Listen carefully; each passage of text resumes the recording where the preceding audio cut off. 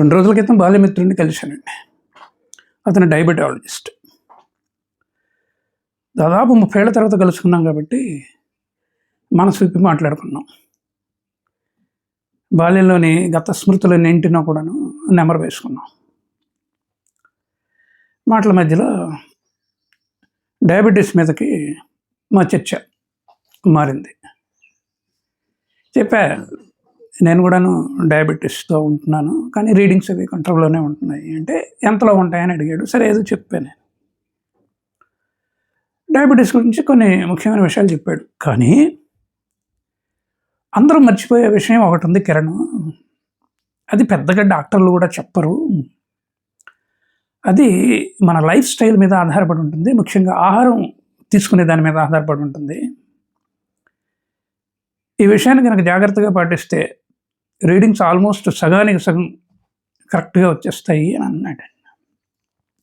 నేను కూడా కొంత సైన్స్ స్టూడెంట్నే కదా, ఏం చెప్తాడా అని ఆలోచించా. ఒక్కటే ఒక మాట అన్నాడండి. అదేంటంటే బ్రేక్ఫాస్టు, లంచ్, డిన్నరు కరెక్ట్ టైంకి పాటించాలి. కొంతమందికి అటు ఇటు జరుగుతాయి, జరిగినా పర్వాలేదు, కానీ ఈ 3 మటుకు కరెక్ట్ టైంకి చేయవలసి ఉంటుంది అని అన్నాడండి. అంటే ఇంకొక మాట అన్నాడు. అదేంటంటే రేపు డయాబెటీస్ రీడింగ్స్ చూసుకోవాలి అని అన్నప్పుడు, లేకపోతే డాక్టర్ దగ్గరికి బ్లడ్ ఇవ్వాలి అని అన్నప్పుడు, అంటే తినకముందు తిన తర్వాత కదా, చాలా ముఖ్యమైన విషయాన్ని గుర్తుపెట్టుకోవాలి కిరణం. అదేంటంటే 8 గంటలు అంటారు కానీ 12 గంటలు ఉంటే చాలా బాగుంటుంది అని అన్నాడు. ఏంటి అని అడిగా. రాత్రి భోజనం చేసిన తర్వాత మళ్ళీ మరుసటి రోజు తెల్లవారిన తర్వాత మీరు బ్లడ్ ఇవ్వాలి అని అనుకున్నప్పుడు 12 గంటలు టైం ఉండాలి. ఈ 12 గంటలు ఎందుకు చెప్తున్నానంటే లోపల అన్నం అరిగిపోతుంది, ఫ్రీ మోషన్ కూడాను అయిపోతుంది. కాబట్టి ఎప్పుడైతే ఫ్రీ మోషన్ అయిపోయి ఈ మెటబాలిజం, ఈ జీర్ణక్రియ పూర్తి అయిపోతుందో అప్పుడు రక్తంలో చక్కెర స్థిరీకరింపబడుతుంది. అంతేగాని ఒకరోజు 8ంటికి చేసి, ఇంకో రోజు 9ంటికి చేసి, ఇంకో రోజు 10ంటికి 12ంటికి కనుక చేస్తే మెటబాలిజం తన పని చేసుకుపోతూ ఉంటుంది, కానీ ఈ జీర్ణక్రియలో రకరకాల మార్పులు వస్తాయి. ఆ రీడింగ్స్ ఆటోమేటిక్గా రిఫ్లెక్ట్ అవుతాయి బ్లడ్ ఇచ్చినప్పుడు అని చెప్పాడండి. అసలు గొప్ప కామన్ సెన్స్ పాయింట్ చెప్పాడు. ఇప్పుడు మనందరం భోజనం చేస్తాము, భోజనం చేసిన తర్వాత అది అరుగుదల ప్రారంభిస్తుంది, దాన్ని మెటబాలిజం అంటారు అనుకోండి. పాటించినప్పుడు ఏమవుతుందంటే పొద్దున్నే లేవగానే ఫ్రీ మోషన్ అది అయిపోయిన తర్వాత శరీరంలో చక్కెర స్థిరీకరించబడుతుంది కదా, అంటే ఒక స్థాయికి చేరి అలాగ ఉండిపోతుంది.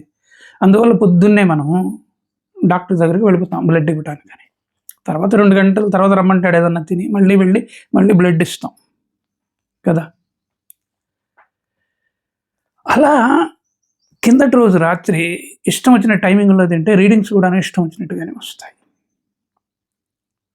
ఇది మా మిత్రుడు నాకు చెప్పింది. చెబుతూ ఇంకొక అద్భుతమైన మాట అన్నాడు. అదేంటంటే ప్రతిరోజు బ్రేక్ఫాస్ట్ సరైన టైంకి చేయాలి, లంచ్ సరైన టైంకి చేయాలి, డిన్నర్ కూడాను సరైన టైంకి చేయాలి, అంతే. మరుసటి రోజు నువ్వు మళ్ళీ బ్రేక్ఫాస్ట్ తీసుకుంటున్నామంటే మంచి 12 అవర్స్ గ్యాప్ ఉండేట్టు చూసుకోవాలి అని మరీ చెప్పాడండి. నాకు అనిపించింది నిజమే కదా అని అనిపించింది అనమాట. డాక్టర్లు చెప్తారు, ఒక పాసింగ్ రిమార్క్ లాగా చెప్తారు, కానీ ఎవరు పట్టించుకోరు. ఇది అసలు బేసిక్ థింగ్ అండి. దాని తర్వాత నువ్వు వైట్ రైస్ అవాయిడ్ చేస్తావా, లేకపోతే నడుస్తావా, ప్రాణాయామం చేస్తావా, వ్యాయామం చేస్తావా, ఇంకా ఏం చేస్తావు అన్నది సెకండరీ. నువ్వు ఎన్ని చేసినా ఇంటేక్ విషయంలో సరైన టైమింగ్స్ కనుక పాటించకపోతే నీకు వచ్చే రిజల్ట్స్ అన్ని ఫాల్స్ రిజల్ట్స్. ఈవెన్ HbA1c కూడాను, అంటే 3 నెలలకు ఒకసారి యావరేజ్ తీసుకుంటాం కదా, అది కూడాను ఫాల్సే అని చెప్పాడండి. అసలు నేను అద్భుతంగా కనెక్ట్ అయ్యాను. ఆ రోజు రాత్రి అంతా ఆలోచించాను, అరే నిజమే కదా.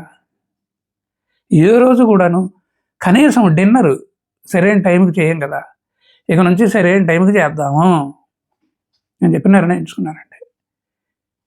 చూద్దాం రిజల్ట్స్ ఎట్లా ఉంటాయో నాకు తెలియదు కానీ చూద్దాం. కాబట్టి నేను మీ అందరికీ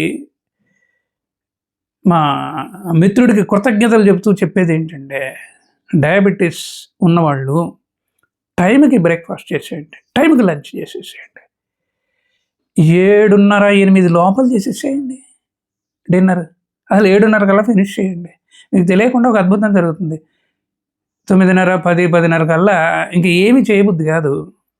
జీర్ణక్రియ ప్రారంభమయ్యి ఆప్టిమల్ లెవెల్కి వస్తుంది కాబట్టి మెదడులో కూడాను రక్తం తయారవుతూ ఉంటుందన్నమాట. ఈ ఆహారం ద్వారా మెదడుకి మ్యాక్సిమం ఆప్టిమం స్టేజ్లో రక్తం చేరుతుంది. అప్పుడు ఆటోమేటిక్గా మీకు నిద్ర వస్తుంది, పొద్దున ఫ్రెష్గా లేస్తారు.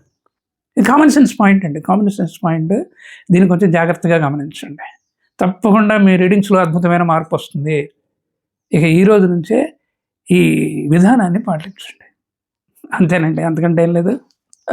Thank you very much.